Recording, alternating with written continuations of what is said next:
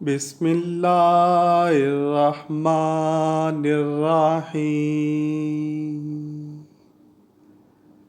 موت زندگی کا ختم ہونا نہیں، بلکہ یہ تو زندگی کا ایک حصہ ہے جو کہ ہر انسان نے ایک نہ ایک دن ضرور چکھنا ہے۔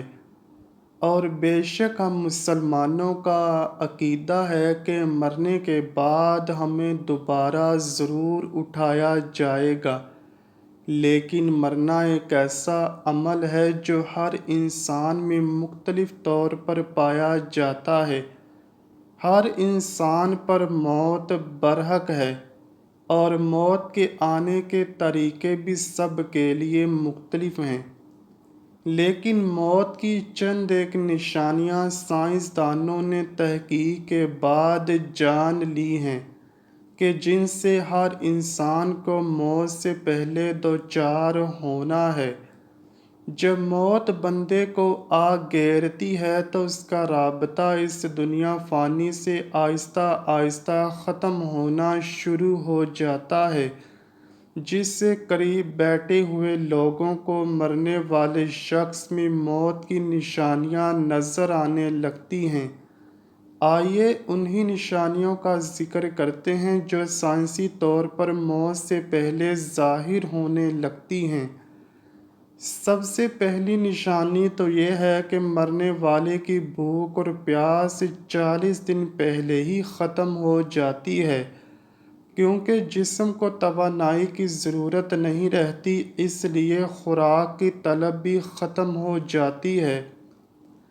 مرنے والے کی آنتیں بند ہونا شروع ہو جاتی ہیں، جس کی وجہ سے پانی پیٹ کے اندر نہیں جاتا، اس کی پیاس نہیں بجھتی، اس لیے مرنے والے کے ہونٹ خشک ہوتے ہیں۔ اس لیے پاس بیٹھے ہوئے لوگوں کو چاہیے کہ اس کو روئی یا چمچ کے ذریعے سے پانی پلائیں۔ موت سے پہلے ظاہر ہونے والی دوسری نشانی یہ ہے کہ انسان کی حاجات ختم ہو جاتی ہیں۔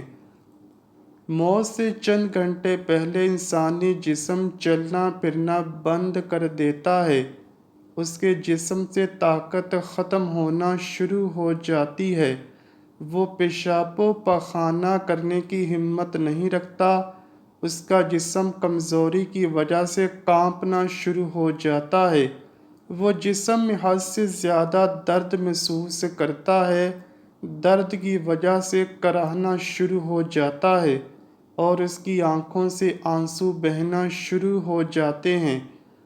سائنسدانوں نے جو تیسری نشانی بتائی ہے وہ یہ ہے کہ مرنے والے شخص کی نیند میں اضافہ ہوتا چلا جاتا ہے، جس کی وجہ سے وہ زیادہ تر نیند ہی محسوس کرتا رہتا ہے، اس کے جسم میں میٹابولزم کی کمزوری ہو جاتی ہے، جس وجہ سے وہ بے ہوشی میں ہی رہتا ہے۔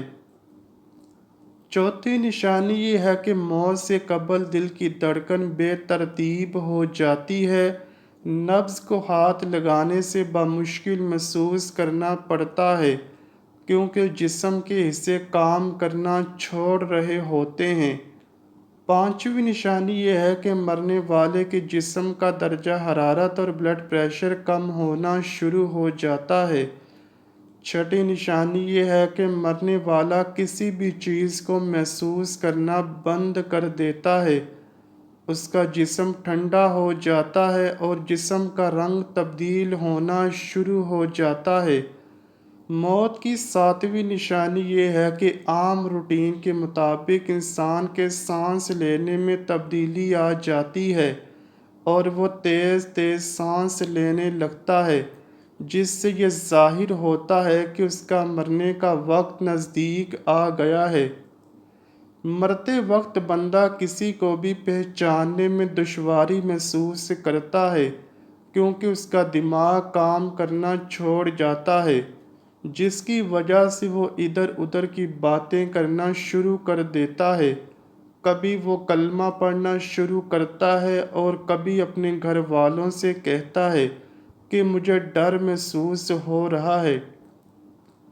موت کا سب سے آخری مرحلہ اور نشانی سکرات ہے۔ سکرات سے مراد موت کی شدت اور غشی ہے جو موت کے وقت پیش آتی ہے، اور موت سے پہلے ہر آدمی پر سکرات کی کیفیت طاری ہوتی ہے۔ بعض وقت سکرات کا اثر اور نشانی اس پر ظاہر بھی ہوتے ہیں، اور کسی کو اس شدت کے اثر سے پیشانی پر پسینہ بھی آ جاتا ہے۔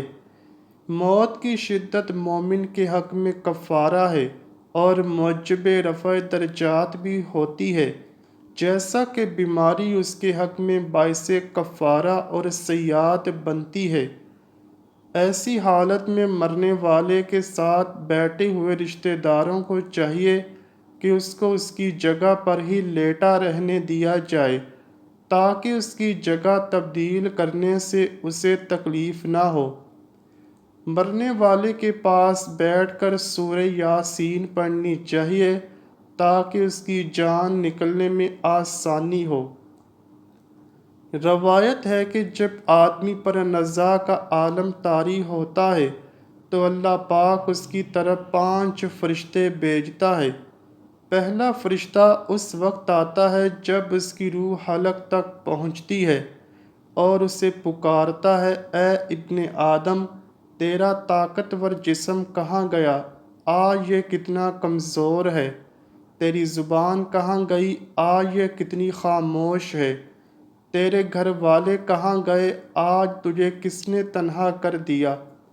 پھر جب اس کی روح قبض کر لی جاتی ہے اور کفن پہنا دیا جاتا ہے تو دوسرا فرشتہ اس کے پاس آتا ہے اور کہتا ہے، تو نے تنگ دستی سے بچنے کے لیے جو مال و اسباب جمع کیا تھا وہ کہاں گیا؟ تو نے تباہی سے بچنے کے لیے جو گھر بنائے تھے وہ کہاں گئے؟ تو نے تنہائی سے بچنے کے لیے جو کچھ تیار کیا تھا وہ کہاں گیا؟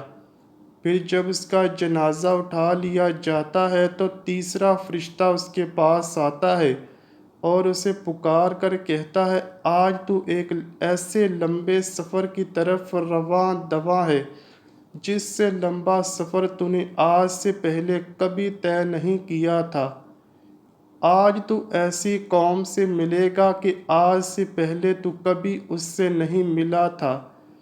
آج تجھے ایسے تنگ مکان میں داخل کیا جائے گا کہ آج سے پہلے کبھی ایسی تنگ جگہ پر داخل نہیں کیا گیا ہوگا۔ اگر تو اللہ کی رضا پانے میں کامیاب ہو گیا تو یہ تیری خوش بختی ہے، اور اگر اللہ تجھ سے ناراض ہوا تو یہ تیری بدبختی ہے۔ پھر جب اسے لحد میں اتار دیا جائے گا تو چوتھا فرشتہ اس کے پاس آتا ہے اور اسے کہتا ہے، اے ابن آدم، کل تک تو زمین کی پیٹھ پر چلتا تھا اور آج تو اس کے اندر لیٹا ہے۔ کل تک تو اس کی پیٹھ پر ہنستا تھا اور آج اس کے اندر رو رہا ہے۔ کل تک تو اس کی پیٹھ پر گناہ کرتا تھا اور آج اس کے اندر نادم و شرمندہ ہے۔ پھر جب اس کی قبر پر مٹی ڈال دی جاتی ہے تو اس کے اہل و عیال، دوست، عزیز و اقارب اسے چھوڑ کر چلے جاتے ہیں تو پانچواں فرشتہ اس کے پاس آتا ہے اور کہتا ہے، اے ابن آدم، وہ لوگ تجھے دفن کر کے چلے گئے، اگر وہ تیرے پاس بھی ٹھہرتے تو تجھے کچھ فائدہ نہ پہنچا سکتے۔ آج یا تو جنت کے اعلیٰ باغات کی طرف بھیجا جائے گا یا بھڑکتی ہوئی آگ میں داخل کر دیا جائے گا۔ ہمیں چاہیے کہ ہم اس دنیا فانی کی خواہشات کو ختم کر کے آخرت کی فکر کریں۔ ہم دنیا میں نیک کام کریں اور ایک دوسرے کا دل نہ دکھائیں۔ کسی کو ایسی تکلیف نہ دیں کہ وہ آپ کی وجہ سے پریشان ہو۔ ہمیں نیک کام کرنے چاہیے اور ہر وقت اپنے اللہ پاک سے ڈرنا چاہیے۔ یہی عمل ہماری بخشش کا ذریعہ ہے۔ دعا ہے اللہ پاک ہم سب کو اپنے پیارے حبیب صلی اللہ علیہ وآلہ وسلم اور ان کی آل پاک سے سچی اور پکی محبت کرنے کی توفیق عطا فرمائے۔ آمین یا رب العالمین۔ امید کرتا ہوں کہ آپ کو ویڈیو ضرور پسند آئی ہوگی۔ اگر ویڈیو پسند آئی ہے تو ویڈیو کو لائک کیجئے، شیئر کیجئے اور چینل کو لازمی سبسکرائب کیجئے۔ کمنٹ سیکشن میں اپنی رائے کا اظہار بھی ضرور کیجئے گا۔ ملتے ہیں اگلی ویڈیو میں، تب تک کے لیے اللہ حافظ۔